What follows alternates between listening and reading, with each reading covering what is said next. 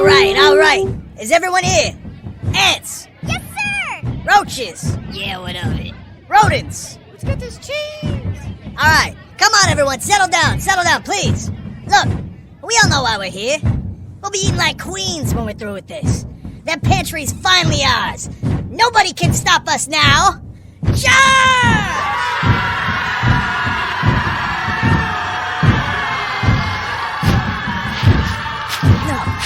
No, there's no way. It can't be. It's Old Colony! Old Colony Pest Control. Veteran-owned Massachusetts, Rhode Island-based operation with everything you could dream of for your pest needs. Equipped with top-of-the-line gear to guarantee your home is protected and staying healthy. Phone number is 774-400-5993. Give them a call for the backup you need. Tell them that General Red Revere sent you. They handle anything from ants, roaches, ticks, mosquitoes, rats, and more. No wildlife or termites at this time. Hey, watch it, buddy. We're marching.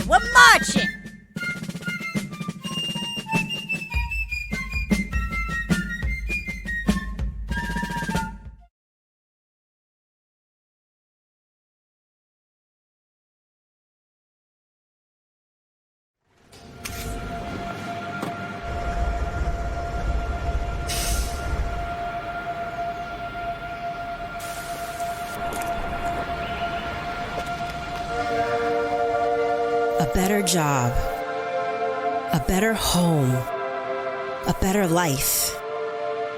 Who hasn't wished for these things, worked for them, and sought a place where they had a better chance of becoming real? For generations, Brockton has welcomed those seeking something better. From those who came in search of opportunity to today's multicultural population that makes us the most diverse community in all of New England. Brockton is a place where homes are more affordable, communities closer, where a strong and talented workforce fuels the success of businesses big and small, and the vision of a more diverse and equitable America is being realized every day. It's where ideas take root, businesses grow, communities thrive, new beginnings unfold, and the promise of a better life is kept.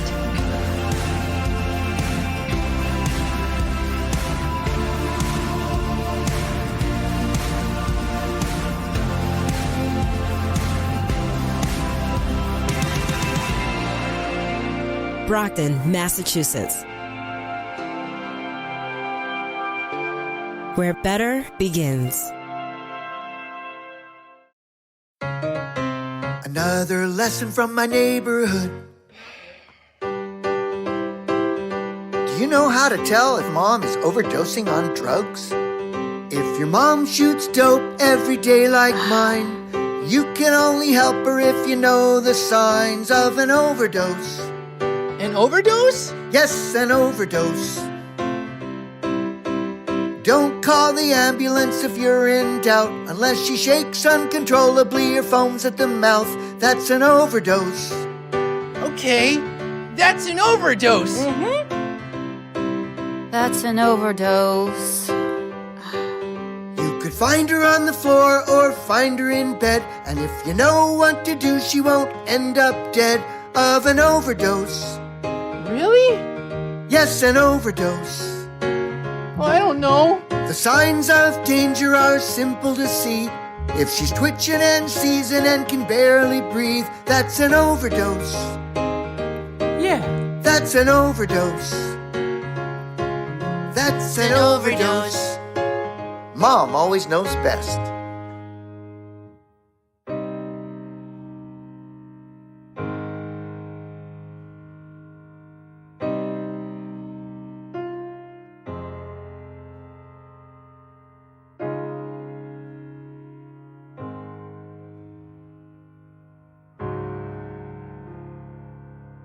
Live reigns. You are watching Hoobazoo.com. next. The Booth with Sinister One. Send more props.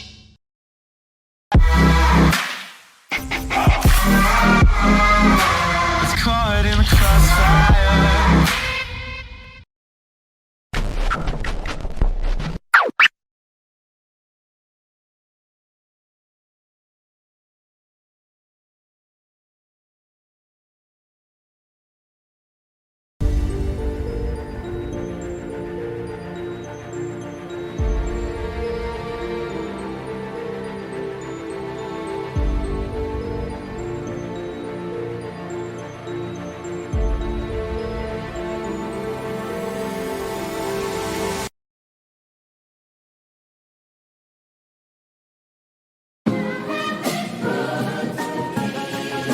Can you dig it?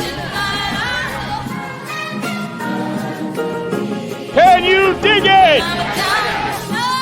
Can you dig it? This is blasphemy. This is madness. This is the Booth.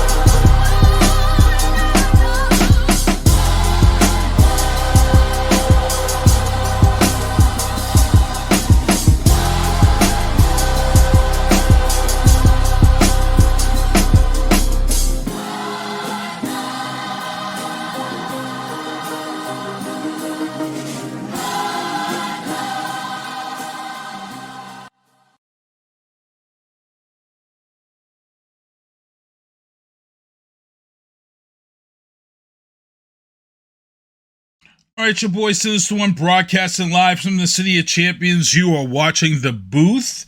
It is First Tuesday. As you can see, my guys are over here to the left. Let me get into my sponsors, but thank my guest from last week, Nicole Green. Thank you for coming on the show last week. Moms on the Mile. Also, as I said, as my guys are on here, Ken Diesenhof, Robert Resnick. Say hello, fellas.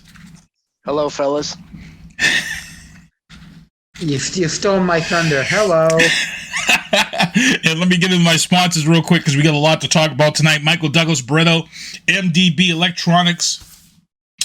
If you have your controller, it needs to be fixed. Send it out. It's back in 24, 48 hours. Also available now, Viana Marie's album, It's Personal, streaming everywhere. Also, Tactical Target Systems. I've been to the range twice this week because of my fear of the zombie apocalypse. Check out those Tactical Target System zombies at tacticaltargetsystems.com. Also, our other sponsor, ilovebostonsports.com. The t-shirts that you see featured here and some of the baseball caps that you see me wearing come from them. I want to support them and let them know down at the Braintree South Shore Plaza. Also, Old Colony Pest Control, Carl Bonnell, Veteran Dome, Residential and Commercial, 774-400-5993. I got to actually reach out to Carl Bonnell. He's coming back to sponsor the show next year. But, you know, we had our fingers crossed for him because he might have been picking up a contract for a local franchise, which I thought he said was like 25 locations. So fingers crossed for that. But before we get into the news booth, as I said, it's First Tuesdays. We got a lot of stuff to talk about.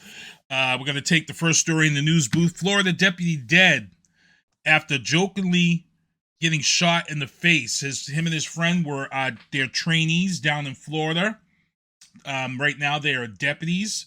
They were playing Call of Duty, I guess, before, but that doesn't matter. I think the problem here is that there may have been drinking involved, and one of the deputies pulled his revolver or his service weapon out and jokingly pointed it at the other deputy as he was coming into the room, and the gun discharged and shot him just below the eye, and he's dead. And, you know, if you're a licensed carry owner, If you're in the military, if you're in law enforcement, one of the things you learn is, always assume a firearm is loaded. Always. I'm gonna let Ken Diesel speak first on this one.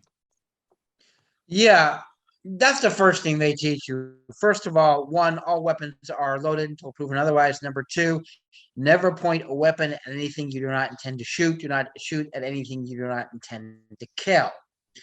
So this idea that he would point any weapon at anyone, especially his roommate and a fellow deputy, was absolutely ridiculous. Whether it was loaded or unloaded, I mean, my God, monumental stupidity is beyond concern, and almost the point where maybe it wasn't an accident, but that's an issue for another day. The sheriff actually was on his interview. He had pretty much called it stupid. He called it appalling. He was very upset by this. So, R squared, which is weird because we got this story up here. It took place in Florida, in one of the counties down in Florida, and R squared says he hasn't heard anything of this story down there, but the story is making its rounds. R squared, you want to touch base on this? Yeah, I mean, Florida's a big state. We've got multiple media jurisdictions, and for some strange reason, it's not in this one. I mean, I even had the news on earlier today. I didn't see any mention of the story. It's possible I missed it, but I just haven't seen it.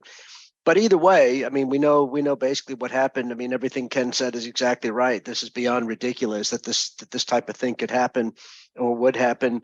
It's tragedy. Both lives are over because obviously you have someone who's dead and you have someone whose life is effectively ended by this type of foolishness. I mean, there's just nothing else to say about it.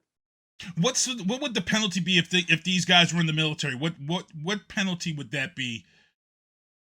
There'd be a number of offenses, but quite frankly, the same thing under Florida law would be the same thing under military law, which you'd have the crime of manslaughter, I would think, because all conspiracy theories aside, we don't know what was going on between these two, so there's no reason to think it was intentional. So it would be manslaughter, and there are lesser included offenses that Ken would be able to name as well as I could, which would involve various firearms. Every jurisdiction calls them something different, but you could have the accidental discharge, negligent discharge, aggravated assault with a firearm. There are a lot of charges that fall just below manslaughter for the injury to the individual, the shooting of the individual, as well as the improper release of a firearm. So you've got a series of things that, several of them will stick, obviously.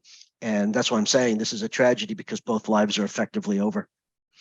Ken, I'm going to let you answer for that one also from a legal side of that. Oh, absolutely. Rob's absolutely correct. You got assault, commit murder. You got discharging of a firearm within 500 feet of a building, et cetera, et cetera, et cetera. The charges literally are endless. Negligent storage of a firearm, negligent. They have something called negligent homicide. Oh, okay. This guy will not be seeing the light of day for a very, very long time. Even assuming they don't charge him with murder, because you can make, if what we're hearing is true, and again, I haven't looked at the case, there doesn't appear to be any intent. So murder's off the board because murder it requires intent. That's why Rob would go with either a voluntary or involuntary manslaughter, and he's absolutely correct. However, they could charge him with an assault crime, which is a general intent crime, which does not require specific intent. You could have your assault to commit murder, your assault and battery, dangerous weapon, assault and battery. Although I think they charge him with assault and battery or assault to commit murder, I think they really be undercharging it. It's tough. It's a tragic story. Once again, just because you're in law enforcement doesn't mean you should always 100% respect your firearm, no matter what, no matter who you are or where you are. It's a huge responsibility. Also in the news booth, F-150 Ford, the EV production model.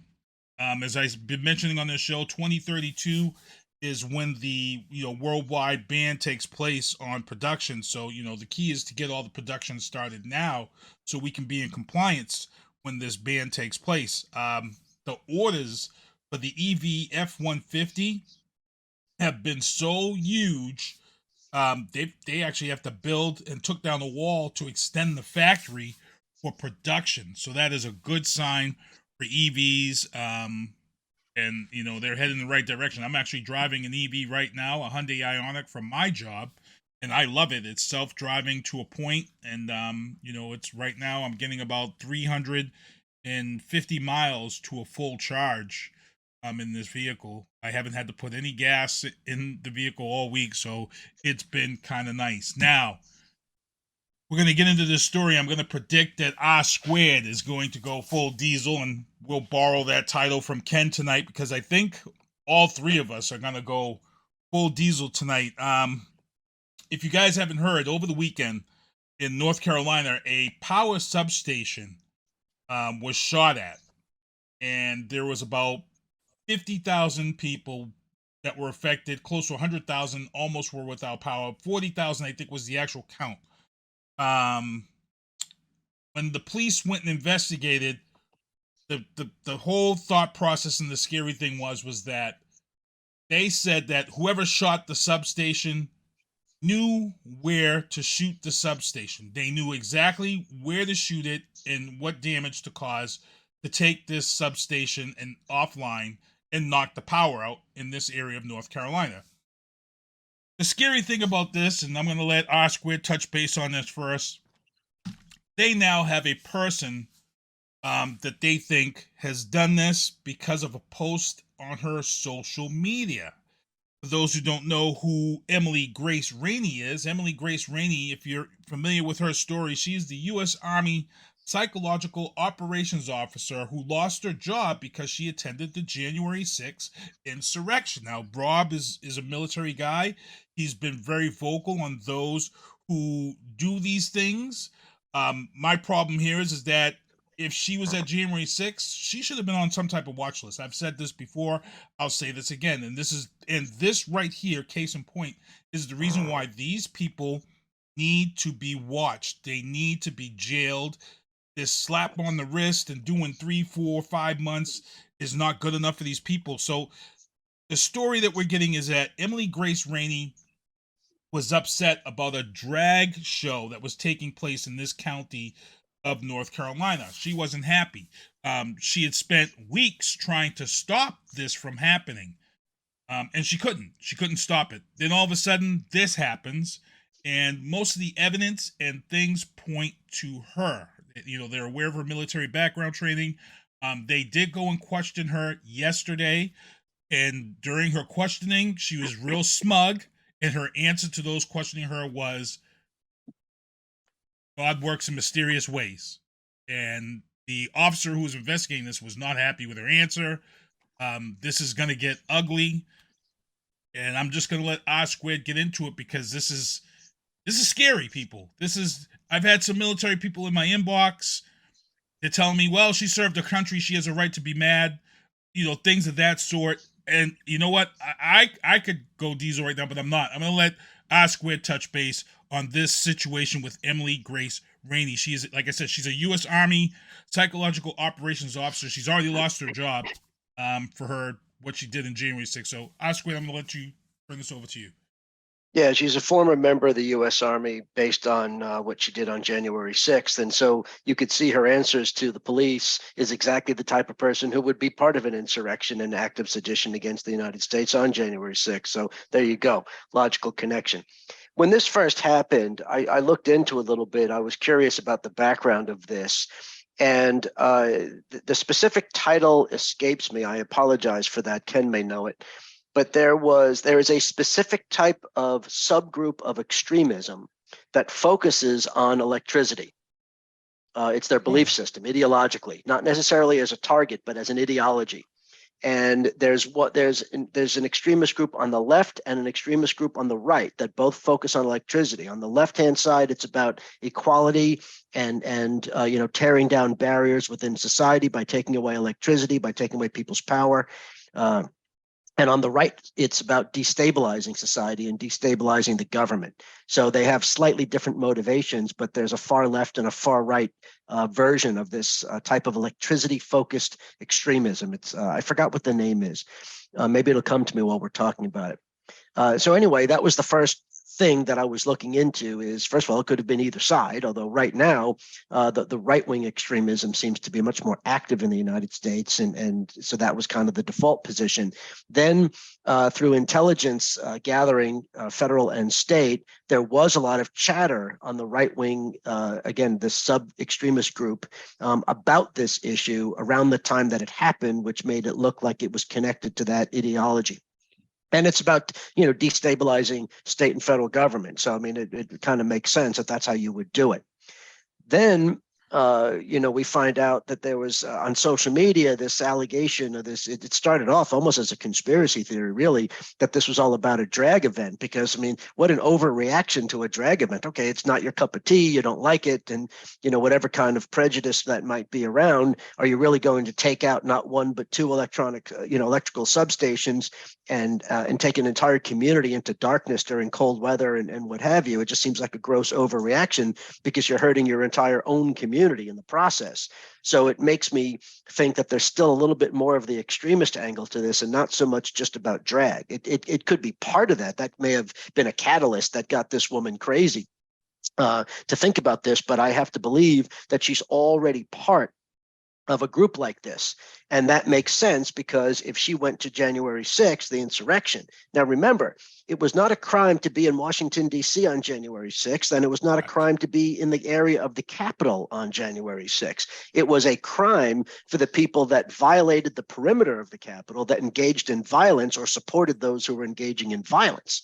That was it. Or, so if you were just kind of there's a group of people that maybe didn't commit even a trespass if they stayed outside and didn't participate in that. But that's not who we're worried about. Those people aren't really suffering any consequences, nor should they. The people that lost their jobs in the military and law enforcement in various parts of the world, in the world, in our society, are those that took part in the violence. Either participated personally or planned it or encouraged it or incited it or somehow committed a criminal act, the act of sedition, seditious conspiracy, and that type of thing. And in that regard, when you have people in various law enforcement agencies, federal, state, and local, when you have current and former members of the military, absolutely, at a minimum, they should all lose their jobs pending their ultimate prosecution or other disciplinary action for their participation in that. Sedition against the United States is a serious crime. It's a felony. It's, you could go to prison for many years, pay a huge fine. It is not something that just happens on a whim. It's not something that just you get a slap on the wrist. It is a serious felony and has serious consequences for the safety of our society and the future of our government. So if you engage in the crime of sedition, which is what they did in the insurrection, that was an act of sedition. Read the definition. In fact, I had wanted to post a corridor piece today on sedition. I didn't get to it. I'm still going to try during the week, but so I may be able to post something that really lays this out. But nevertheless, the definition is very clear. If you try to take up arms against our government, if you try to prevent our government from functioning, it's basically the crime of sedition in layman's terms. They're more obviously technical legal terms. So that's what they did. And if you are serving as a member, I'll say strictly to the military, but it applies to these other groups as well, law enforcement, et cetera. If you engage in an act of sedition against the federal government, then those actions, that belief system, that extremism, that violence, et cetera, is not compatible with being a member of the United States military or law enforcement or first responders, et cetera, because that is a conflict of interest with your responsibilities to protect our society and protect this country. And so if, just like Ashley Babbitt, right? Everybody, Trump still makes a lot of noise about Ashley Babbitt. She was the reserve officer, the Air Force reserve officer, major, that was shot. The only person who was actually shot by the Capitol Police that day. I think they should have shot more people, but that's a different issue. In defense of the Capitol, that is. They're still making a lot of noise about how she's some kind of a martyr and a patriot and what have you. No, she's a criminal. She's a felon. They had every right to use deadly force against her, and she's lucky, or I should say the crowd is lucky that she's the only one that they wound up shooting, because they could have shot at more people. It's just she was about to breach the chamber, and therefore they had no choice. So this woman, Rainey, is the same as Ashley Babbitt. She was engaged in an extremist group. She was engaged in extremist activity. She was actively committing violence against the United States government, against the American people, against our democracy. And any member of the military, active, reserve, guard, retiree, anybody that does that is a disgrace to the uniform and has committed a felony in violation of the Uniform Code of Military Justice, as well as federal law and perhaps state law in some cases. So every one of them should be prosecuted. You know, I don't know if it was you or Ken that mentioned at the beginning of this discussion that they're only getting, you know, some of the, earlier players, the lesser players were getting 3 to 4 months, which really doesn't seem like very much. Obviously, the bigger cases that they're doing now are getting years. And we'll see some of the biggest cases where the sentences are still come, and I think we'll be impressed with some of those outcomes. But the problem is, what do you do for these lower level people? Because if they only serve a few months and they get credit for time served or probation or what have you, they go home like they did nothing wrong. So they have to lose their jobs. They have to be held accountable in every other way possible, because regardless of what the federal court system and the U.S. Attorney's Office does with it, they have to manage cases because they have thousands and thousands and thousands of cases to get through out of the D.C. office. So I understand the reason that they're going to make deals. They're going to charge in a certain way. I respect those decisions. I'm not saying I would do everything the same way they are, but I respect the process and I respect what they're doing. But that does not excuse, regardless of what happens to them in court, that does not excuse their actions. And if you participated in an insurrection against the United States, the January 6th attack on the Capitol, an act of sedition against the United States, or seditious conspiracy in support of that action against the United States, then you deserve the maximum punishment under law. And I'll stop there because I know you guys want to get in on this too. So I'm going to go to Ken. Ken, what are your thoughts? Because I feel like that these people should be on some type of watch list. I just feel like if she was to be on some type, and to be honest, she may have well been on a watch list, which is why they knew to go to her. So I might be wrong. This might be why they did question her, because she may be on the watch list. They just don't want to put that info out there. I'm going to let Ken chime in on that, because is there a possibility of that? I definitely think she is on a watch list. But like I said, they kind of came down really quick. So I think what happened was they started out with they stick a pin in the target area and they draw a circumference. Okay, who in this area has the skill set, the desire, and the associations to do these things? This is standard operating procedure. And they come up with a list, and they came up with her. I also like, if I may go back to a point that Rob made, and talk about why this is so dangerous. One of the things that the national security people have always commented upon is our Achilles heel in this country is the national grid system. One of the things they have been worried about is, from both a cyber attack point of view and a physical attack point of view, is our power grid, because it could be very easy to cause an incredible amount of damage, both financially, physically, and psychologically, to take out key power points. Now, the power grid comes with a lot of backups, a lot of security things, and while this was horrible to these people, it did not have a macro effect. Not the saying 50,000 people losing power is not a problem. Don't misunderstand. I am not saying that. I am talking about a systemic failure here. However, this woman clearly has specialized skills to know exactly what to do to cause the maximum amount of damage with the minimal amount of effort. And that scares me, because who is she associating with? Because we saw this in the run-up to 9/11. A lot of these groups were taking practice runs at the World Trade Center and figuring out how they could do the maximum amount of damage. The truck bomb in the garage, the various other attacks. 9/11 didn't come out, out of the blue. These groups built up to it over a period of time. And there's no question that these groups are getting more and more disciplined, more and more, they're learning from their mistakes and how they can cause the maximum amount of damage. And I think the term Rob was looking for was Luddite. These are people who are anti-technology for different reasons. I know that one. That's not it. There's not it? Okay. I apologize. No, it begins with an EX. It's I'll come up with it. Okay. So this is what's scaring me the most, that they're trying to justify their action. Oh, they're motivated because they're worried about, indoctrinating the youth. No, I don't care why you're doing it. When you start taking out a power grid or a section of the power grid, I should say, not the entire power grid. That's incorrect. That's inaccurate. Mm-hmm. This is something you really need to worry about, because what happens when someone walks in with a truck bomb and blows up a major relay station outside of a major city like Boston or New York or LA or Las Vegas or Texas? How many hospitals rely on power to run their respirators and other key things? Now, most hospitals that I'm aware of have backup generators in case the power goes down for any reason. In fact, all the ones that I know in Boston, New York, and LA have them. Matter of fact, my cousin, who was a nurse, she attended many briefings on what happens if the power goes down. And they have a limited ability to run their hospital at a full force with backup generators.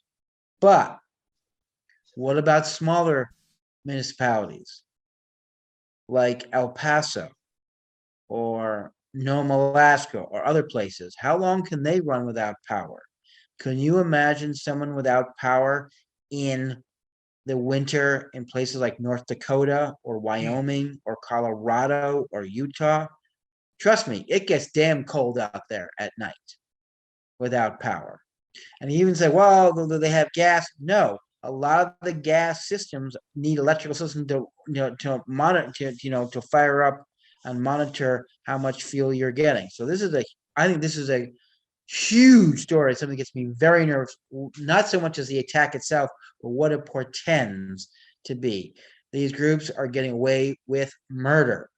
They have thoroughly infiltrated the Republican Party at multiple levels. You've got them, and the Republican Party is refusing to crack down on them. Our law enforcement agencies are doing their best, but frankly, I think they're going after these people one hand tied behind their back because they're afraid to do the kind of things they need to do for fear of the backlash from the right-wing community. And I think, folks, this was a wake-up call. If you didn't get the message, let me underline it and quotate it for you. This is dangerous. It's accelerationism. Go ahead. Accelerationism. There you go. That's the name of the subgroup of extremism. It's called accelerationism. Yes, you're right. Gotcha. And I'm glad we were able. Wow, we spent a lot of time on that, but I had to because I felt like that this is one of those stories that people don't really pay attention to. Everybody will want to talk about Kanye and Kim, and everybody will want to talk about Britney and all this other stuff. But I always tell people these are the type of stories that really should be paid attention to. These are the stories that should be really major stories because there's an underlying story here that we're not really getting. We're not, and we should pay attention. And I feel like that this is a scary, growing problem in this country. Like I said, the scary thing that I got out of this was that they knew it took them just less than 48 hours. They knew who the person was. They knew it was somebody that had the knowledge of where to shoot it. It wasn't like this was a random, somebody just went and just randomly shot. They said they knew whoever shot this had the knowledge of where to shoot it. And that's what scared me. So, it's something to watch because, like I said, there's a group of people that have been awakened in this country, and they've been here. They've been here for a while. We've seen it in Waco, Texas. We've seen it in several of the states, but I think they've been awakened, and I think that they really need to be paid attention to. Moving on into the legal booth, local gun manufacturer Sig Sauer is now up to 100 people in this lawsuit who have claimed that their Sig Sauer has gone off by itself. Now, Sig already had released an update for people to send their firearms in and get rebuilt and rebuild the trigger and rebuild all types of mechanisms in that firearm. But it looks like that they're still having an issue. The thing here is that the majority of these people who are having this issue are military and law enforcement, because this model of firearm is pretty much sold and given to those in those fields. It's a scary thing. They're talking about firearms going off without anybody even pulling the trigger. One of the witnesses was on a SWAT team. They were en route. He was sitting in the SWAT truck, and his firearm was holstered on his leg, and his firearm went off. without even having the trigger pulled. Now, Sig has admitted, I see Ken shaking his head, and I said the same thing, but I saw the story on 60 Minutes, and they have an issue because they've tried to fix it twice, and we're now into the third time of this firearm discharging on its own. So you were saying no. I'm gonna let you speak on it because Okay. I said the same thing. All right. First of all, I'm not a firearms expert. I don't claim to be. But let's talk about basic firearm physics. How does a firearm work? First of all, the round has to be chambered. That means it has to be brought up from the clip or any type, or in a case of a revolver, in the cylinder where it is near the hammer. The hammer's got to strike the rear of the shell, and that's how it goes off. So unless first of all, the round's got to be chambered, and everyone tells you don't chamber a round until you intend to fire it. But sometimes law enforcement officers will chamber a round when they're on route to an emergency situation. This would require either the hammer to be in the cock position, or for the hammer or the trigger to be so tight that any type of movement will cause the hammer to release and go to strike the back of the round. I found that virtually impossible. However, I'm going to defer to Colonel Resnick, who has much more experience with firearms than I have. He spent almost 30 years in the military, and although he's a JAG officer, he did have to qualify on the range for both pistols and rifles, as I recall. So let me refer this to Colonel Resnick. Now, just remember, Sig did admit they had a problem, and they did have a recall, and that gun did have to go back. So that's a different story. You could have a problem where the trigger mechanism is too tight, and the amount of pressure required to pull the hammer back and release it is much lower than it should be. That's a different story. That just means triggers are based. What happens when you have a trigger, it's set to a certain amount of pressure needs to be applied before it will pull the hammer back and release it. Now, I'm assuming these are what we call double action firearms. A double action firearm, as opposed to single action firearms, double action firearm means all you need to do is pull the trigger and it will pull the hammer back and then release it. A single action requires you to manually cock the weapon and then use the trigger to release it. So I'm assuming these double action firearms, which I believe they would be in this case, most military firearms weapons are, but I'm going to defer again to Colonel Resnick, who's probably got more experience than I ever will. Yep, go ahead. Yeah, Rob. no, your technical explanation was spot on. I'm not going to bore people with doing more of that. I think you're exactly right. The thing that interests me about this and that I find problematic is that you have a firearms manufacturer that, first of all, as their own admission is, that they have a defective design, right? At a minimum, because Sig has said that, by having people send the firearms in to be fixed, then they're admitting that they have a design flaw. And so that's astonishing, considering the safety that needs to go into firearms manufacturing and the design and all that. That's kind of odd, because that's, they haven't had a problem like that. And so why all of a sudden? The thing that bothers me even more, because that could happen, why it wasn't discovered in testing, I don't know. But what really bothers me about it is that it's taken them multiple times. They've already done recalls, twice now. And so why haven't they fixed it? This is what I don't understand, because it should be something that they can identify. However they have to reverse engineer, the firearm, that's what bothers me more, is that this is not resolved, because at this point, anybody with a SIG, really can't use it. If it's the affected model or models, then you can't use it. You can't even, put ammunition in it. You can't put a cartridge in there, magazine in there. You've got to keep it completely disassembled. Because if it really can, for whatever the design flaw is, I think Ken's explanation is a good one. Whatever the design flaw is, you can't have it loaded. You can't have a magazine in there because you don't know what's going to happen. So that makes the weapon unusable, because, for obvious reasons. So this is what shocks me out of it. One police department, I forget which one, they actually sent all their SIGs back. They've sent all their SIGs back. For fear of this, because they had an officer, she shot herself in the leg because it went off in her purse while she was shopping. And Sig tried to say that, she accidentally discharged it, blah, blah, blah. They tested it. And the problem that they said the first time is what Ken was talking about. There was something with the trigger. I guess it's the standard is 4 pounds of pressure. And there was something wrong with the amount of pressure on the trigger, and that's what they found this first time around. My feeling is that they may want to just take everybody's firearms back that of this model and just give them a next generation or something. Because like I said, there's 100 people in this lawsuit now. And like I said, they're all lawsuit, they're all law enforcement and military people. So I've been keeping my eyes on this case. I'm going to keep watching it because it is a serious issue. And Sig is a good name. They've got a good name behind them. So it that's the odd thing to me on this whole story is that Sig Sauer they've got a great name behind them, and you know it's this one firearm. So I mean I don't know. It's kind of scary. Moving on, let's get into Arizona. The election has been certified.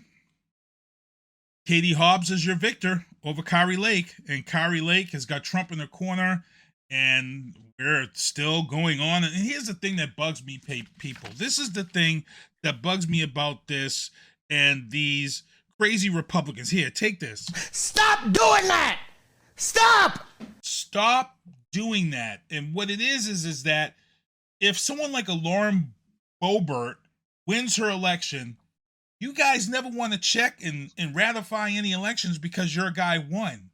But as soon as someone loses, it's a fake election, the ballots are this, and it drives me up a wall, the hypocrisy of these extreme GOP people. When they lose, they want to claim election fraud. And it's like, well, if the Democrats really wanted to create election fraud, why would they allow Boebert to be a close race anyway? You would just fix the election so the other person wins by a landslide.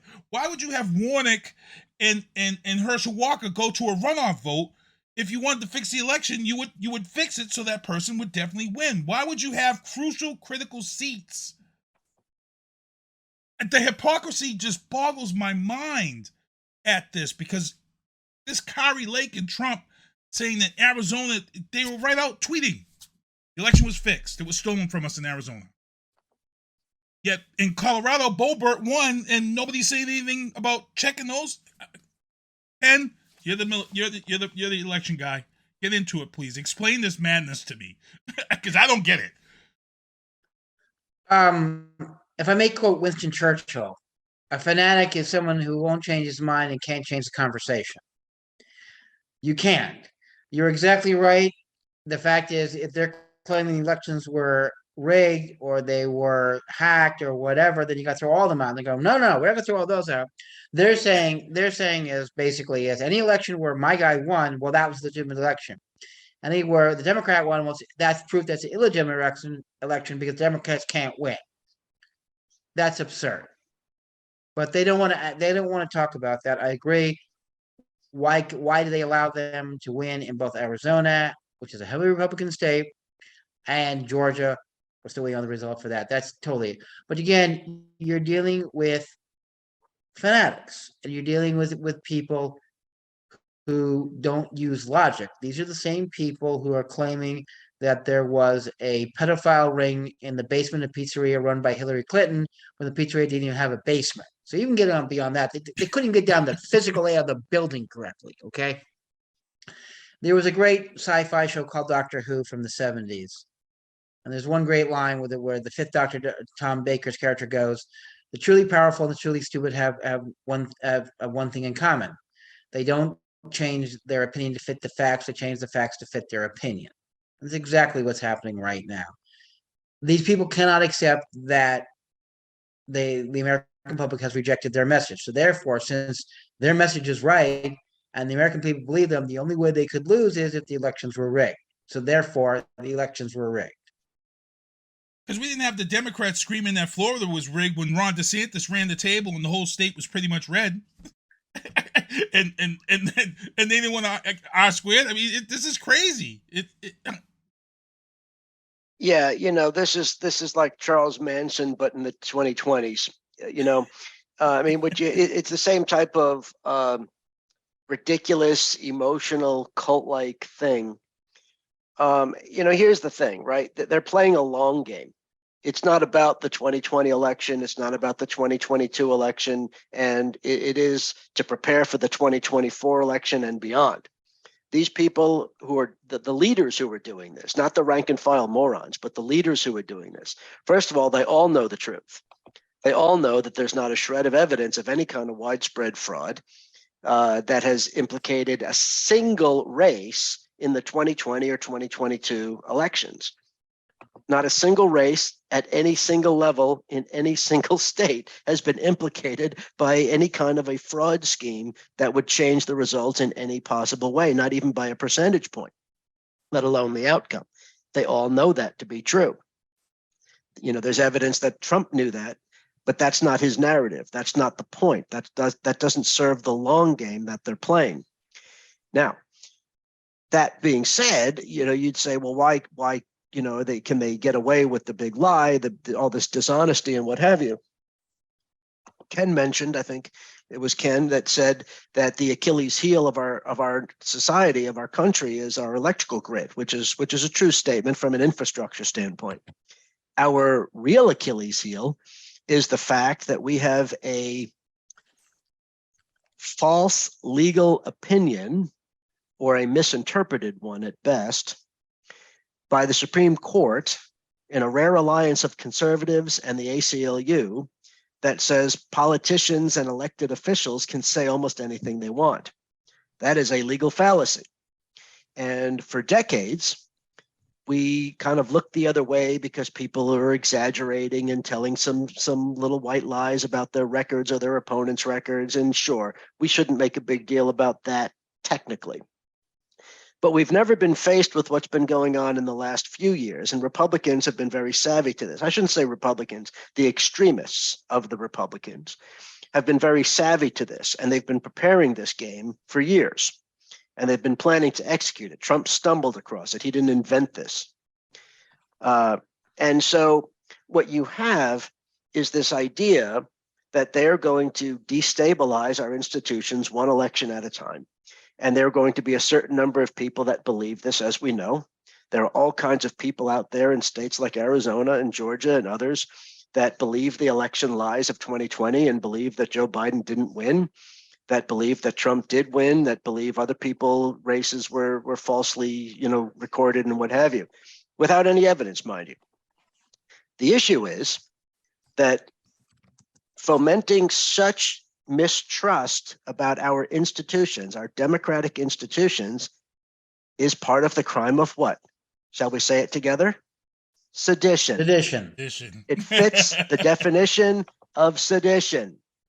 This whole idea of people, Donald Trump and his minions, Kari Lake in Arizona, the people that lost their races in 2022, the people that won some of their races in 2022, who are election deniers, are all committing the crime of sedition. But we have an Achilles heel in this country that we are afraid to prosecute people involved in politics because we don't want to set a precedent of a free speech issue.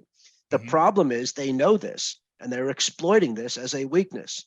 We as a society need to come to task with the idea that it's one thing to maybe lie a little bit about your record and your opponent's records and your views and your opponent's views. You know, Democrats always like to talk about Republicans' views on Social Security, and Republicans always like to say Democrats are going to raise taxes, and none of that's exactly 100% true, although the Republicans do want to get rid of Social Security. Now they just made it a campaign issue. So now there's evidence on that. But either way, putting all that aside is the annual shenanigans that we just accept and we vote for the people we want to vote for. This new thing that goes back now to 2020, this you know, campaign of dishonesty involving election security and election outcomes and what have you is criminal. I mean, I don't even know what more to say about it. It's criminal. I could start screaming about it. That's not going to do us any good. It's criminal.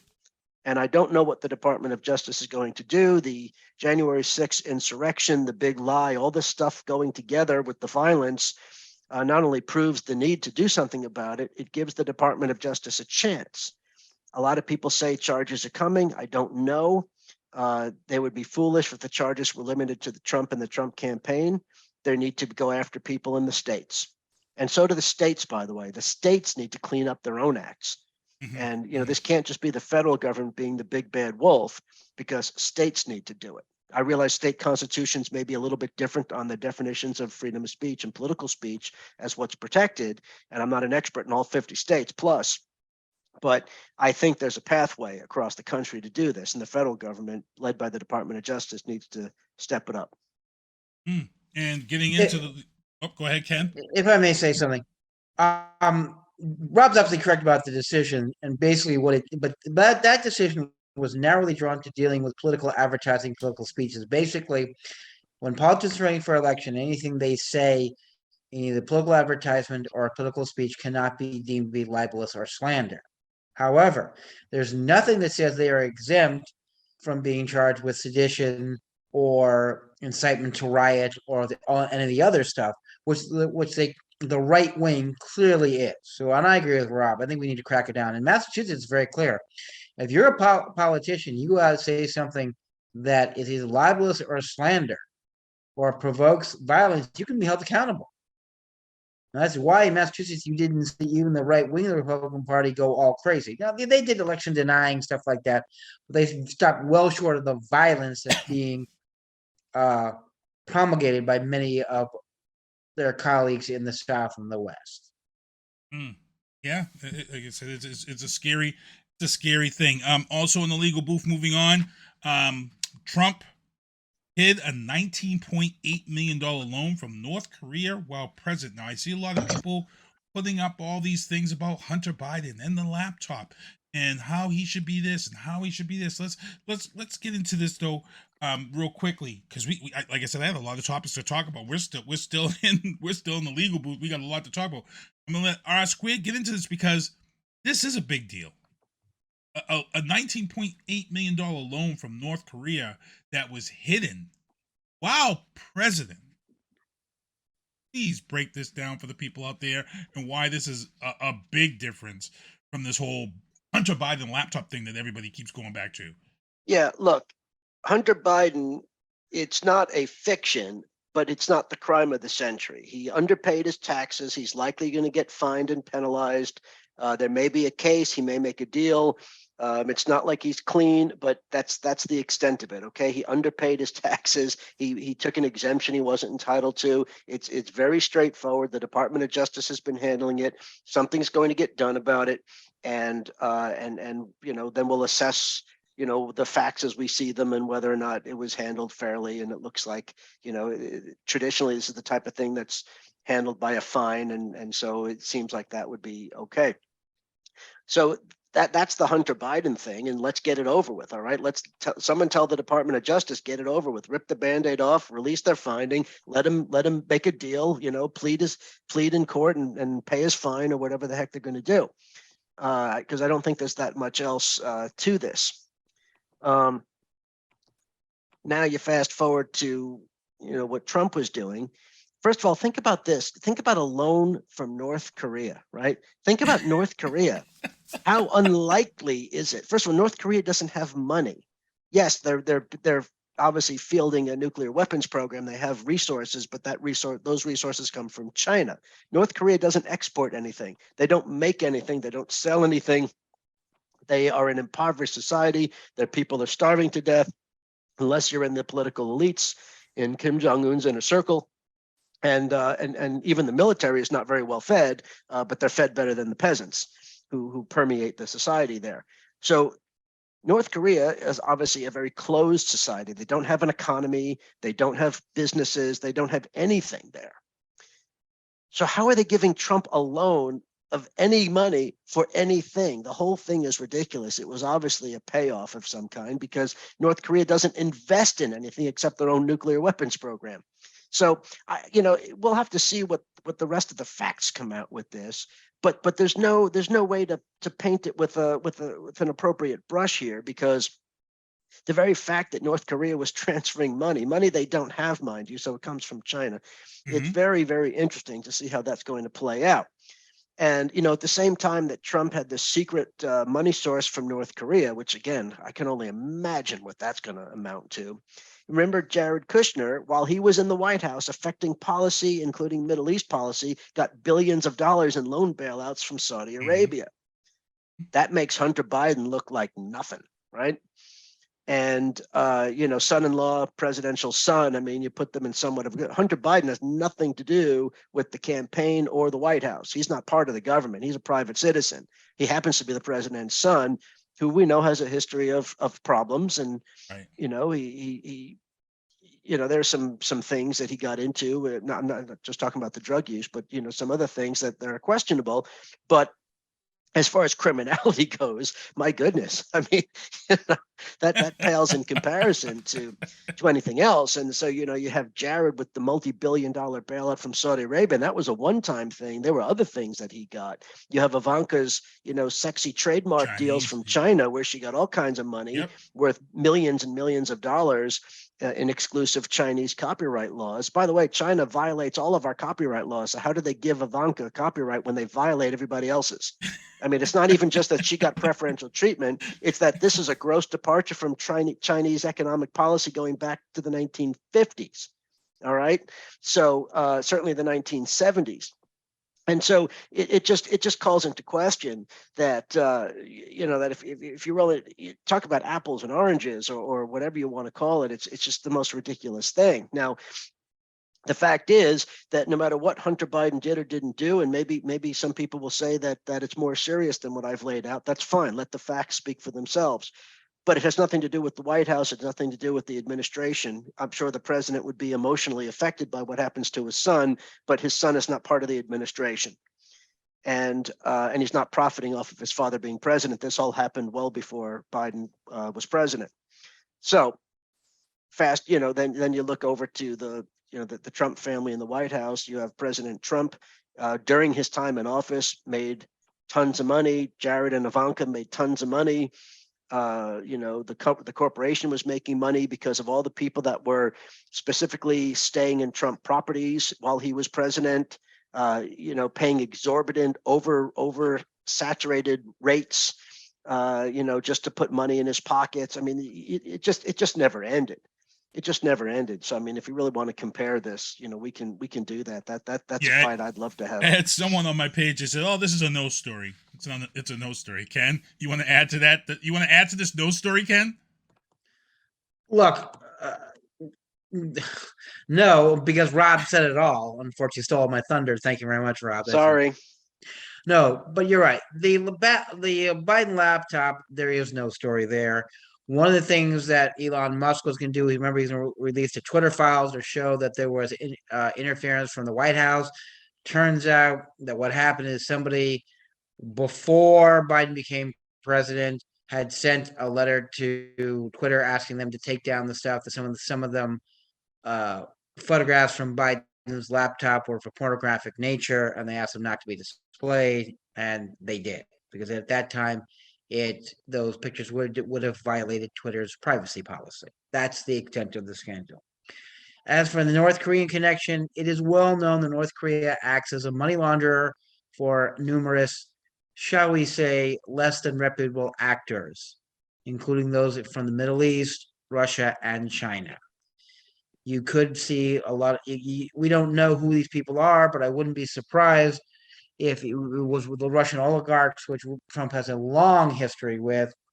Some of the Chinese. Think of that. Remember, the Chinese military is the biggest business in China. I wouldn't be surprised if they're involved somehow. The Iranian Revolutionary Guard is also another big financial player. People don't realize that many of these foreign powers' militaries also have a very private financial gains. Could be any of them, could be all of them, could be none of them, could be anybody else. But yeah, this is the North Korea loan. That's the tip of the proverbial iceberg, if you'll pardon the cliche. And we're going to keep an eye on that. I'm going to actually keep an eye on this story as it moves along, because like I said, this story is kind of fresh. It's kind of brand new. Also, Trump Organization found guilty on all charges of tax fraud. We have been following this story. There's really not much to say. We were kind of heading this way, that they were going to be found guilty. So for those who were wondering what happened, well, it was today. Trump Org found guilty, all charges of tax fraud. So we're going to be taking that next step. Now, I've said this before, the GOP is using some of these things to I think to back DeSantis, and I feel that that's what's going to happen. In the entertainment booth, we're going to move along here. Rest in peace, Fleetwood Mac's Christie McVie, 79 years old. Rest in peace to her. She was one of the founding members of Fleetwood Mac. Stevie Nicks actually made a statement. All the surviving members made statements. But it was just a bad week. Not only did we lose Christie McVie, we lost Bob McGrath, 90 years old, one of the original cast members of Sesame Street, 90 years old, a long life. But he passed away. Rest in peace to him. And then just yesterday, we lost Kirstie Alley, who everybody talks about. Cheers and Look Who's Talking. But one of the things I remember Kirstie Alley for the most was when she appeared in the movie Runaway, which was this Tom Selleck movie with Gene Simmons that was going to put Tom Selleck into this action movie stratosphere because Tom Selleck was on Magnum P.I., and I liked the movie Runaway. It was about these AI robots that Gene Simmons had created. I liked it. I thought the movie was great. Kirstie Alley was the girlfriend of Gene Simmons. And the girlfriend of Tom Selleck, and the partner of Tom Selleck was the girl from Staying Alive, the female, the blonde there. But Kirstie Alley went into superstardom from that movie. She ended up on Cheers for many years, and then she did Look Who's Talking too. But then she had this battle with alcohol and drugs and weight, and she had announced that she had cancer, I guess, about 3 weeks ago, and she passed away. So 71 years old, Kirstie Alley, rest in peace. Hang around for the end of the show, because at the end of the show, before SpongeBob will take us home, I've got the exclusive trailer for Indiana Jones, Dial of Destiny, the brand new Indianapolis. Look, he's like 70-something, 80-something years old doing action movies. This is crazy, Harrison Ford. So I love it. I can't wait to see it. Also in the trailers, Guardians of the Galaxy Volume 3. I'm going to be showing you that trailer at the end of the show. And I'm going to show you guys the trailer for Transformers Rise of the Beasts that was just released. And here, right now, this is my sleeper hit of 2023. It's based on a true story. For those who don't remember, there was a story about a bear out in the Midwest who went on this rampage killing people. And the bear ended up, if you look up the story, this is based on a true story.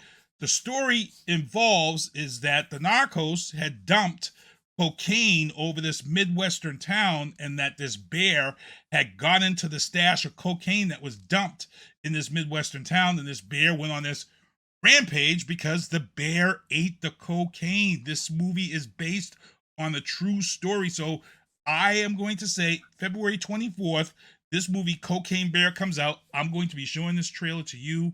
It is insane. I can't wait to see it. Sleeper hit of 2023. Let's get into the sports booth. Patriots lose to the Bills. I've been saying, a lot of people have been talking about Mac Jones, this and Mac. And I'm like, the problem isn't Mac Jones. The problem is Matt Patricia. I've been saying this for the last 3 weeks. And guess what? If you watch last Thursday night's game, Richard Sherman, Tony Gonzalez, and Ryan Fitzpatrick all came right out. And they said at the end of the Patriots loss, the problem is Matt Patricia. He's a horrible play calling guy. Mac Jones had the same exact stats that Josh Allen did in the game, except the play calling was lackluster. It was horrible. And if you're watching these games, you know damn well why the Detroit Lions fired his ass. He's a defensive coach. He's not an offensive coordinator. The difference between him and Josh McDaniels is like, a week ago, the Patriots got burned by a trick play by the Vikings. It was a great trick play. Josh McDaniels was the type of offensive coordinator that says, man, we got burned on that. We need to bring that into our playbook, and we need to practice that, and we need to utilize that. Patricia doesn't have that. Patricia is one-dimensional. He's horrible. He's inconsistent. And look, they brought Matt Patricia up here. They brought Joe Judge from the Jets. And I agree with Joe Judge. Joe Judge is sitting back like, okay, you didn't want to name an offensive coordinator, Belichick. You wanted to stick with Patricia. You wanted to play this game. Guess what? I'm not helping now. I'm going to sit back and I'm just going to play my role as my role is should be. Joe Judge was supposed to be the offensive coordinator of this team, but for some reason, Belichick kind of liked Patricia more. And I agree with Joe Judge just staying back and playing his role. I applaud the fact that Belichick got on EEI this morning And Belichick took it on the chin. He says the problem with the team is his fault. He's the head coach. He has the answer for it. He agrees that the play calling is horrible with the Patriots right now. But he's not going to let Patricia go. Of course he's not. We're in week 14. You're not going to let him go week 14 because you're just writing the season off at week 14 if you pull in an offensive coordinator. And he's not going to name Joe Judge as offensive coordinator to close out the season because then, unfortunately, Belichick is going to have to admit that he's wrong. And here's the thing: we all know he's wrong. We all know he made a bad decision with this because we talked about this in preseason when he wouldn't name an offensive coach in preseason. We knew this was going to come back to bite us in the ass. Now the rumors here in Boston is that Kraft is upset and Kraft is looking to fire. Kraft is not looking to fire Bill Belichick, people. When this schedule was released, we knew that this Patriots team was an 8-9 team at best. Even Bob Kraft and his son knew that this team, when the schedule was released, it was an 8-9 team. The schedule was insane. You play 2 Thursday night games back to back. The way the schedule was put out, and then the bulk of your AFC East games are on the second half of the season. This was an 8-9 team. Anybody who thought that this was a playoff team doesn't know crap about football. This was an 8-9 team from. Sit down. And I'm gonna let my guys speak on this because y'all are spoiled up here in Boston. Y'all think that everybody's Tom Brady and everybody's this and that, and Tom Brady is a friggin' anomaly. What we got was special. You're never gonna see it in this lifetime ever again. So enjoy it. Stop thinking that everybody's team is like this. Look at the Rams right now, Super Bowl champions, and look at the disgrace that they are right now, people. Come on, stop it. You're not firing Bill Belichick over this offensive coordinator problem. Who are you going to get? Who are you going to pull up as a coach that can at least keep your team at 5? Ken, let me let you speak on it first. Look, they're not firing Bill Belichick. They may not even fire Matt Patricia. I don't know why. I don't know why they brought him back after the Lions fired him. I didn't think he was that great of a defense coordinator to begin with. But that's an issue for another day. Look, the Patriots are going into transition. They desperately need to rebuild their offensive line core. It's like freaking Swiss cheese. They need to get some more receivers. They need to develop a ground game. It's a transitional year. Don't have a freaking heart attack. They're probably going to be a 500 team or slightly above, and that'll be that. On to next year. Squid, I'd like to hear you on the Joe Judge thing because he came from the Giants, and he wasn't that bad in the offensive coordinator down there. They had a lot of injury issues and they had line issues. Yeah, the Giants had a lot of problems. I mean, I don't know if Joe Judge had a fair chance. He had a couple of years, or just 1 year really, but he didn't have enough time to even get a system going or to get his players in there. So, he left the Patriots. He went back to the Patriots. It's home for him. And he was there. I think wasn't Joe there when Danny Jones got drafted? Wasn't that his first? That was around that same time. And Danny Jones. That was the GM, but Judge was there for that. Yeah, and Danny hasn't been that bad this season. Hasn't been that bad at all. Moving on in the sports booth, Joe Mazzulla was named NBA Eastern Conference Coach of the Month for the Celtics. He now is the head coach of the Celtics, 20-5 right now, one of the best records in the NBA. And last night, Blake Griffin, who the Celtics brought in, big role. They beat the Toronto Raptors. Now, I said I was torn when they brought Blake Griffin in. My thing about Blake Griffin is that it gives Al Horford a rest in the playoffs and down the stretch. This is where this is going to be key. So pay attention there. Also in football, everybody's talking about this Tom Brady coming back at the end of the season because look, Tom Brady has a friggin' multi-million-dollar contract with Fox to go into the broadcasting booth at the end of the season. He's not coming to the Patriots to play quarterback for the Patriots. Please stop all this stupidness because Fox has a signed deal with him. In order for him to come back and play for the Patriots, he would have to be bought out of this contract, and Kraft is not paying $200+ million to get Brady out of a contract for one season.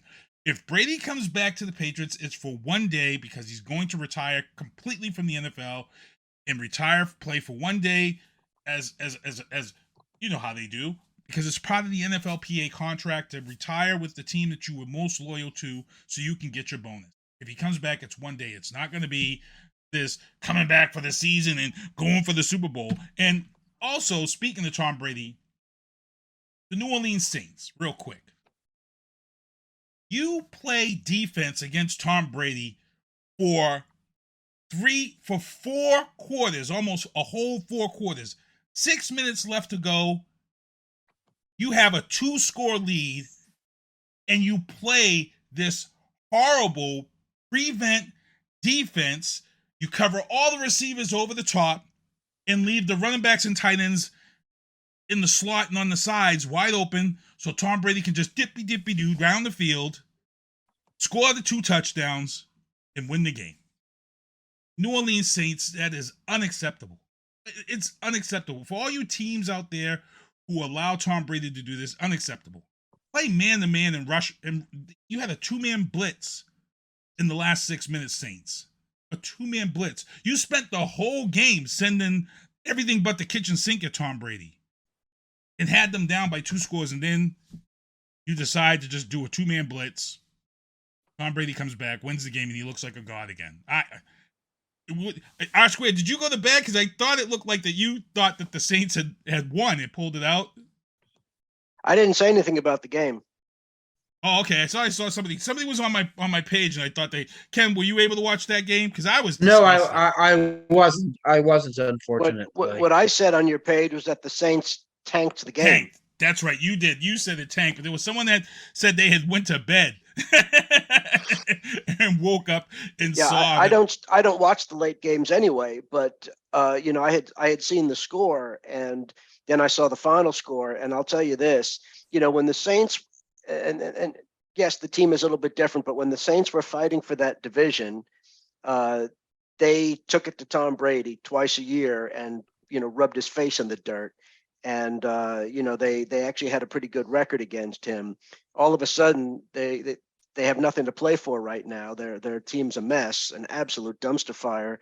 And they're up by 2 scores with 3 minutes to go, and they lose the game. Come on now. And speaking of NFL games, Rob's Giants and Washington Commanders, Week 13, and you end in a tie in overtime. Last week Ken was ripping you apart because he said you guys had one job, and then you have a chance to redeem yourselves, and now a tie, a 10-10 tie. Your thoughts, man, because that's your team, the Giants. Yeah, obviously that was a disgusting ending of the game. The Giants gave it away. They had that game and they gave it away. They just stopped playing, and then it went into overtime, and Giants had some chances in overtime, and they just gave it away. They've tied with the Redskins more than once before. It just seems to happen sometimes because of that rivalry. Both teams try to step it up, but I don't know what happened to the Giants in this particular game. They played for a while and then just kind of fell apart. To be fair to the Giants, they were supposed to be about a 9-win team this year. And they got off to a hot start, and everybody said, oh, wow, Giants are going to be in the playoffs and team to beat and team to watch and all that. No, of course not.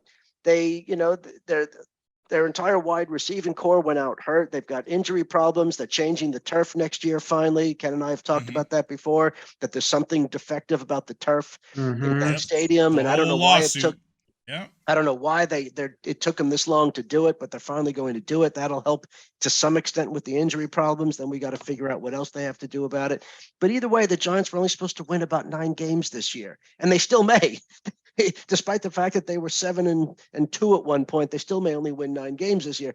And that would be okay, because they're not a playoff team. They will get destroyed in the playoffs this year.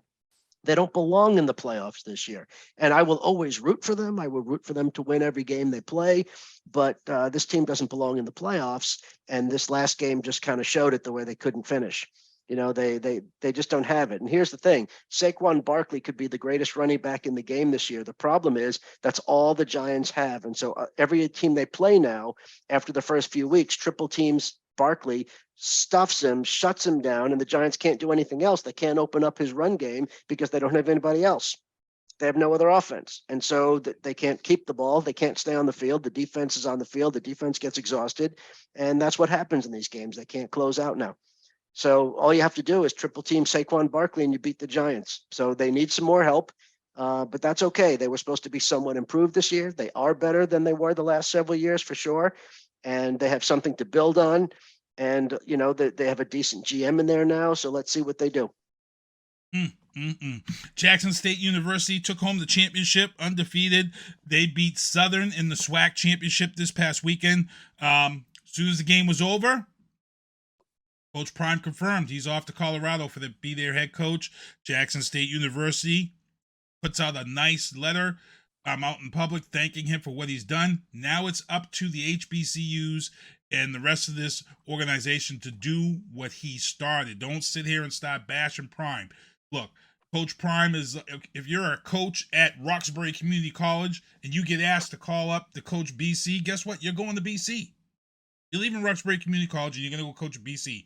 And then if the NBA calls and wants you to start coaching the NBA because you did good at BC, guess what? You're not going to stay loyal to BC. You're going to the NBA to become a head coach. Let's be honest here, people. So everybody out there who's ripping Deion Sanders apart for the 2.5 years he spent at Jackson State University, stop it. Please stop it. The man is advancing his career. The key for him as a coach is to get to the NFL, and he will be a great coach. You guys are all complaining and talking about there's not enough black coaches in the NFL. Well, you got a guy who's moving up through the ranks right now that could end up being the black NFL coach. Let's sit back and enjoy and watch this. Stop this whole stupidity of things.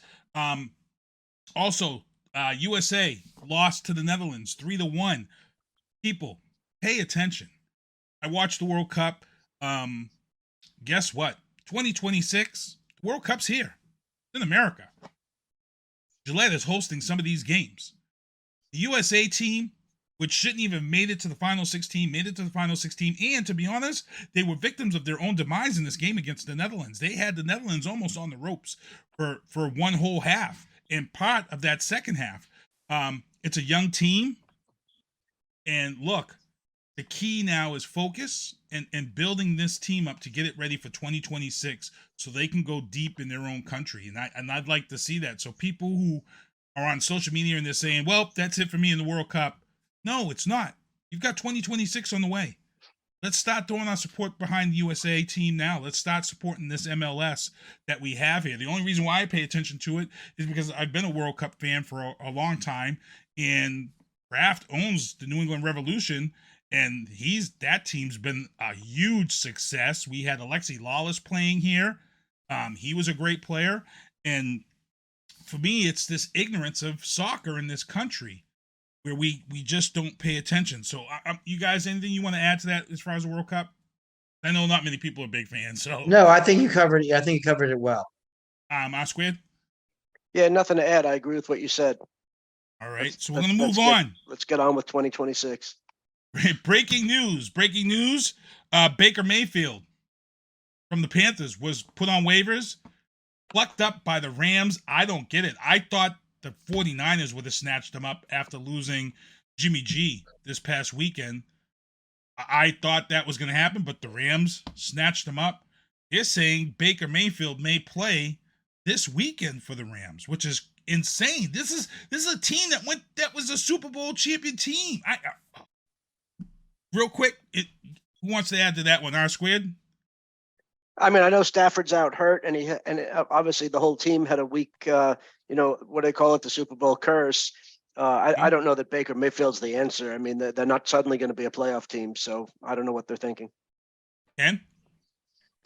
Yeah, I think the Rams have got major issues, but here's the thing with Baker Mayfield. I said before, I think you're running into a problem is no team wants to overpay for a quarterback that's past his prime, and I'm afraid Baker Mayfield is past his prime.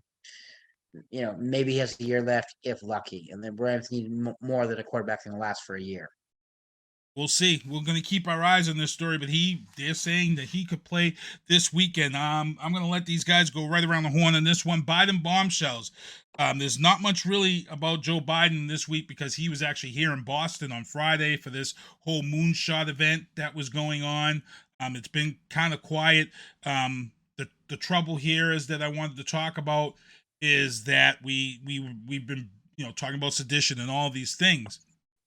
Problem that I'm having right now is with Trump's Constitution comments. This adds to the sedation conversation. let's just get right into this real quick. I'm gonna let R Squared.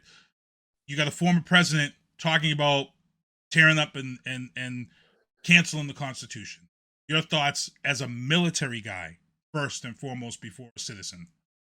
Yeah, I've got a lot of thoughts, but actually I'm going to defer to Ken first because apparently I stole his thunder on the last one. So I want to give Ken a chance to go off, and then I will be happy to share my thoughts. I'd like to see something on the corridor. I would like to see something on the corridor also on this one, if possible. So yeah, I'm working on it. Okay. Why? Thank you, Robert. Look, any American who suggests that you rip up the Constitution and reinstall this person that actually lost an election is not an American, okay? What you did was you advocated the violent overthrow of the U.S. government, which, by the way, is illegal, in case you hadn't noticed. Okay? It's illegal. He's advocating the violent overthrow of the U.S. government.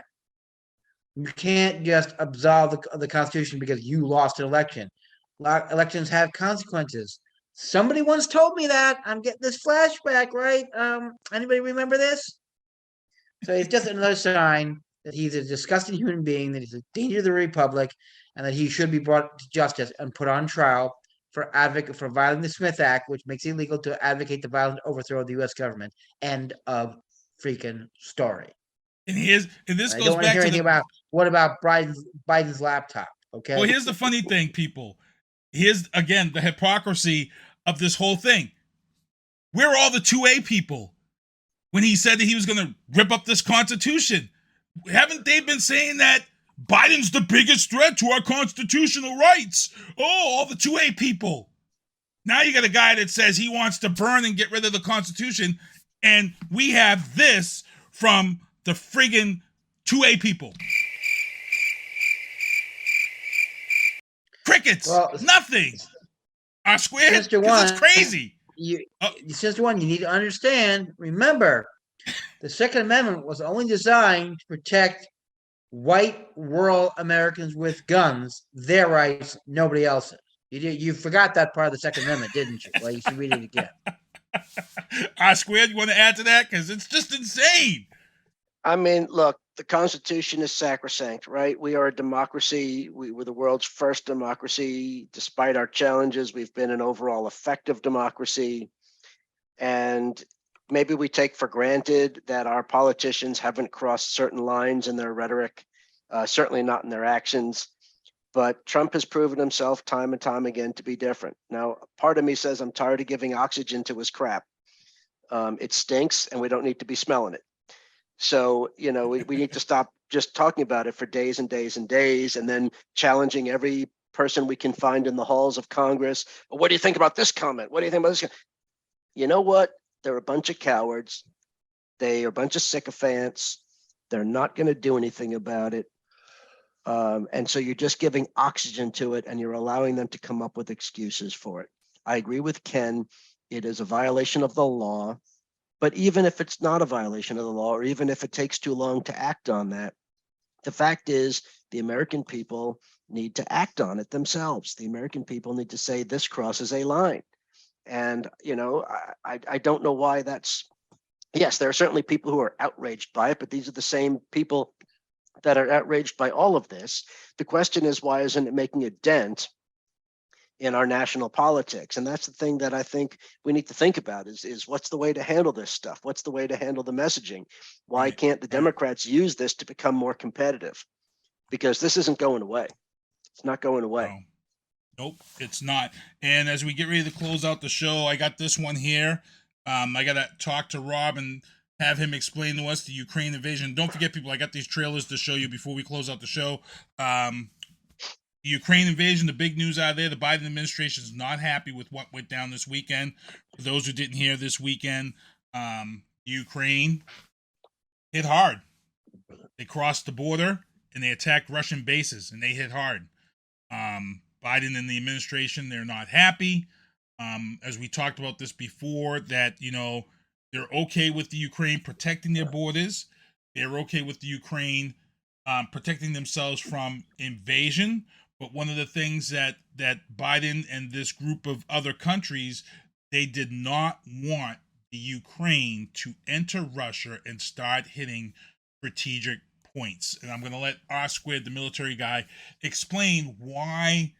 Some people don't understand why this is an issue. They're saying, well, they're getting invaded. They should be able to. I want this to come from the military guy to explain this before we get out of here. There are two issues. First is we always look at war in fighting it within its context and not letting it become an unlimited war. In other words, we don't want something that starts as a regional conflict or some kind of a conflict that then becomes World War I, World War II, and we don't want this to become World War III, which is something that could potentially happen. And so on the one hand, Ukraine has the right to defend itself. They absolutely do. And once they've been attacked by Russia, they have the right to prosecute the war in their defense in accordance with international law, which allows them to strike back at Russia as long as they hit targets that comply with international law. All of the Ukrainian targets, to include the ones inside of Russia, which are military targets, are consistent with international law and consistent with Ukraine's right of self-defense. We're concerned about escalation because right now, since Ukraine can't fight the war by itself, and they're 100% reliant on US, NATO, and our European partners to fund them in this war, then we have a right and an expectation to say, look, we can't fund this thing indefinitely. We have to fight this in a way that forces Russia to capitulate, that forces Russia to give up the territory it took and end this thing, and then we can worry about the future after that. Because there's only so much the American government, the American people are going to be able to do militarily and financially. Same thing with our European partners. And at any given time, after any single election or any single issue that arises, Ukraine's funding for this thing could dry up. I'm not advocating for that. I'm just saying it's not far off. In fact, congressional Republicans already want to stop funding Ukraine. And so you're going to have problems in the House. Thankfully, the Senate Republicans aren't there yet, but you're certainly going to have a much harder time with it now. And so it'll be interesting to see that. Now, I would say this, though. On Ukraine's side of this issue, we have seen really since the beginning of the war, but certainly in the last several months, Russian atrocities, gross war crimes. Their attacks on the power grid, their attacks on civilians and hospitals, their attacks, everything Russia has done has been in violation of international law. First of all, the invasion was a violation of international law. It's a war of aggression. There was absolutely no justification for it. But then if they were fighting military on military, once you get past the invasion issue, then of course they would be complying. But Russia's not even trying to defeat the Ukrainian military right now. They're trying to defeat the Ukrainian people. These are disgusting war crimes. And if I'm Ukraine, I'm saying to the world, you don't want us to escalate. You don't want us to make this painful for Russia. What are you doing about the war crimes? We're willing to fight the limited war, to stop it from spreading, to get Russia to give up. But what are you going to do about the war crimes? We have to do something for our people. And so, quite frankly, if the world isn't going to do something about the Russian atrocities, then I don't have a problem with Ukraine strategically choosing some targets inside Russia to make sure Russia understands that this thing has consequences too, and their people need to be careful. So I'm not as down on Ukrainian decisions. I do think it's incredibly risky, though, and they better be prepared for that escalation. But I'm not totally against their point of view on this one. Ken, you want to add to that real quick? Yes, very, very, very briefly.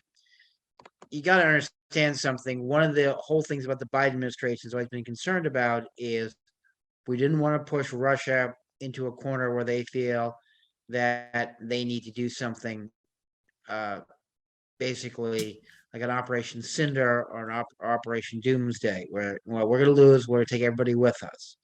They still got a group of nuclear weapons. They could use that either tactically or strategically. And the problem with Putin is he as long as he believes there's a way out, he's going to be restrained. He doesn't think he may take the rest of the world with him, and that's the main fear with regards to the Russians. They also need to look at strategically what China's going to do, because right now China and Russia they're allies of convenience, but they've always been competitors, and we like that. We like when Russia and China. If Russia's taken out, will China become more aggressive and decide, well, everyone's fixated on Ukraine, we're going to move to Taiwan or back another invasion of South Korea. So that's the people are the decisions that need to be made at the White House. But I have to admit, I'm kind of sympathetic with Ukraine on a lot of these issues. They're looking at is if they don't take Russia out, all they're going to get is a timeout for maybe 5-10 years. And they'll be right back where they started in 5 to 10 years. Although, right.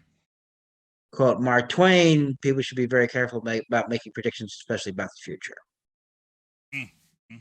Good show. Let me get over here and talk about some of the things that we got coming up. Those are the people who support the show, purchase the beanies that we had out there. These are the shows that I produce and involved with, so make sure to check them out. Also, for those who didn't know, from November 25th to December 31st, all BAT buses in the city of Brockton are free of charge. So get your shopping done, get your traveling done within the city of Brockton. All BAT buses are free.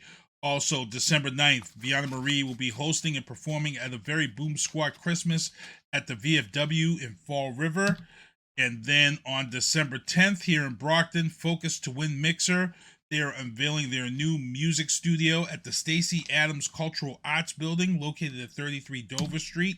And also, again, please make sure to go and vote. The actually Boston Music Awards is next Wednesday night, so please vote for Destiny Claymore, R&B Artist of the Year, Elion Virtuoso, Latin Artist of the Year, also Boston Music Videographer of the Year, Scott Sandinato, who did Vianna Marie's video Let's Roll. Also, Mark Army's book drive.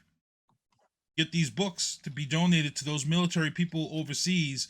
You have until December 20th to drop the books off at 48 Lott Street in Brockton. Also, myself and Vianna Marie will be performing December 21st at the Community Holiday Hope Dinner. Free toy and clothes giveaway for children from 0 to 17. And again, I want to thank everybody for coming on the show. I'm going to let these guys say their goodbyes. And then what I'm going to do is I'm going to be showing you these trailers that I talked about. But I'm going to go around the horn here. I'm going to let Ken Diesel go first. Okay, I want to thank all of our listeners, all 12 of them. Everyone, happy holidays, happy Hanukkah, Merry Christmas, happy Kwanzaa, happy whatever.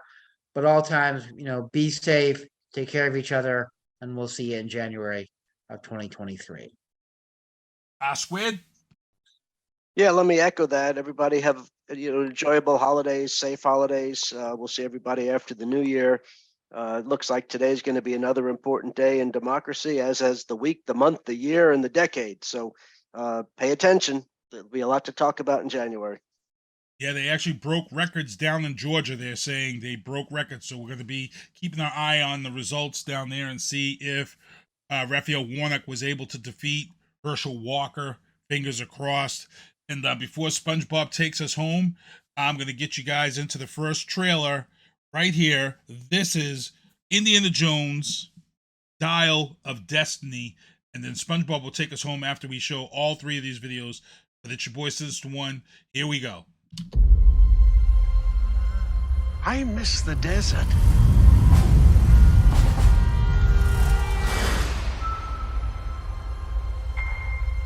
I miss the sea.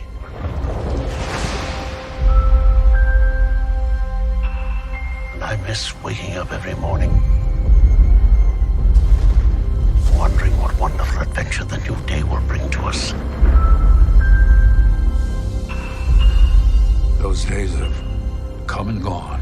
Perhaps not. I don't believe in magic. But a few times in my life, I've seen things I can't explain.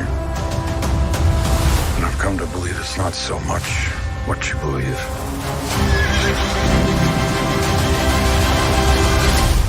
It's how hard you believe it.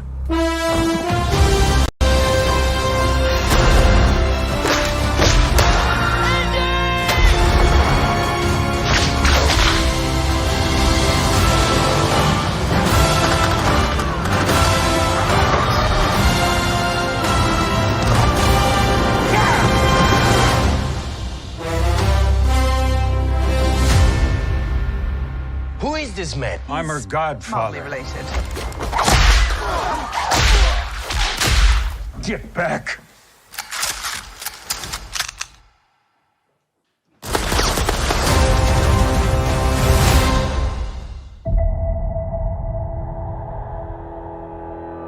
We were gone for quite a while. But no matter what happens next, the galaxy still needs its guardians. Hello, we come in peace.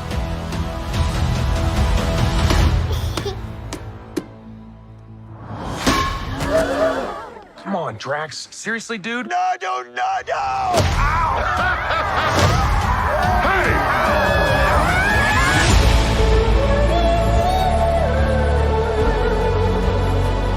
Don't forget where we came from. We have been running our whole lives.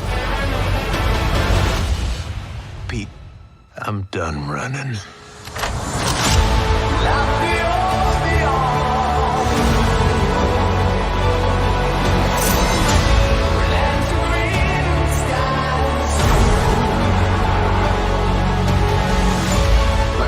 We'll all fly away together. One last time. Into the forever and beautiful sky.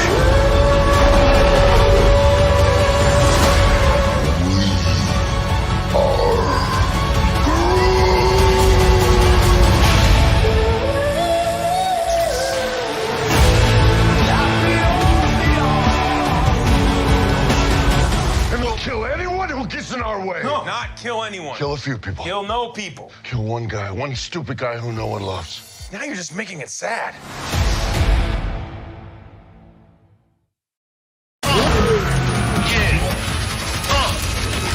It was all a dream.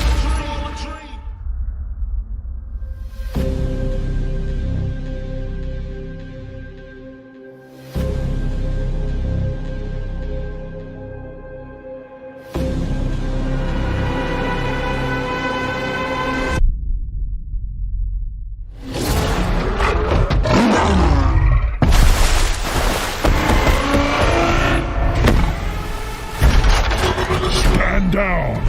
I'm not the one to fear, Prime.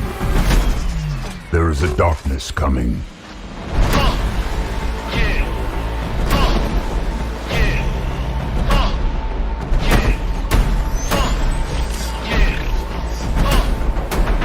It was all a dream.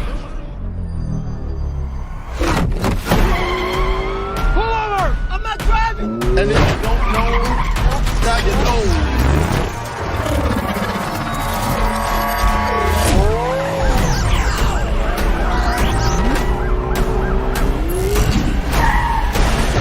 Spread love is the Brooklyn way. And if you don't know, now you know. I'm blowing up like you thought I would. Call a trick, same number, same hood. It's all good. Of all the threats, from both your past and future, It was all a dream. you've never faced anything like this. Let them come.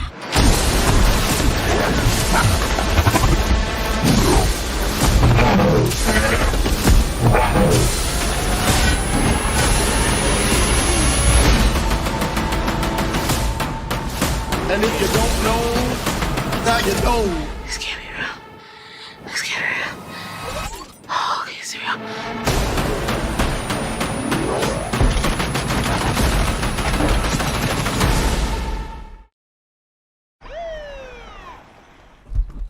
Medic! Oh, Jesus. What is that?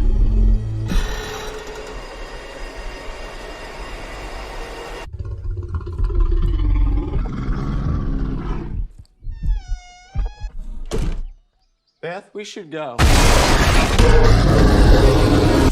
Millions of dollars worth of cocaine fell from the sky this morning in Knoxville, Tennessee. There's more of this out there. They dumped it somewhere. I'm looking for my daughter. Forest is a dangerous place. Hey, Henry, check it out. Something got into it. A deer, maybe. A lot of cocaine was lost. I need you to go and get it. No, don't eat that, don't eat that. Let's see what kind of effect that has on The bear. It fucking did cocaine. A bear did cocaine. There was a bear. A bear? It was 4. Hey, that's inappropriate.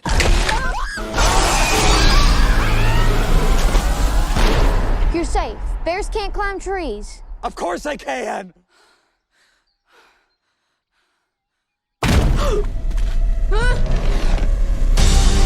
Higher, baby. Oh, shit. Get higher, baby. It kind of seems like the thing that stays with a man forever. Apex predator. High on cocaine. Out of its mind.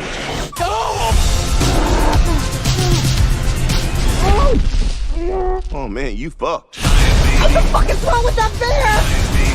Shoot it, man! Bear, speed up! Get higher, baby, and don't ever come down.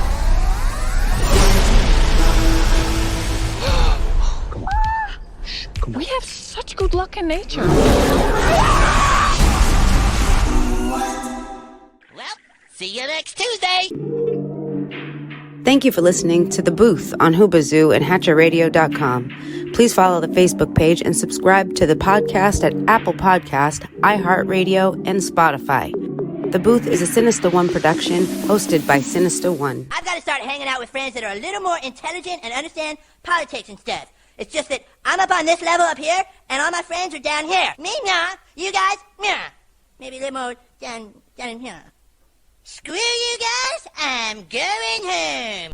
I smoke, I drink, I do my thing. These bitches hating, so you know I got to make it plain. Don't do cocaine with your chick, my main. We stick together, true forever, yeah, you know we bang. I miss those days, which was easy. If only I make it, bitch, don't repeat. Now that I done upgraded, I've been upstate, and y'all think I'm playing. And I got a hit now for these weak assholes who think I ain't slaying. Try me, and I'll probably end up laughing, cause I never back down. I'm that chick with a clean ass whip. I don't need that shit, it's like I'm my own now. I get hurt, I get tired of fussing, fighting, guess I gotta crack down. Don't mess with me, cause on everything I'ma have to bring the whole city out. WHOOBAZOO, that's Hoobazoo.com. Enter website, enter website, enter website, enter website.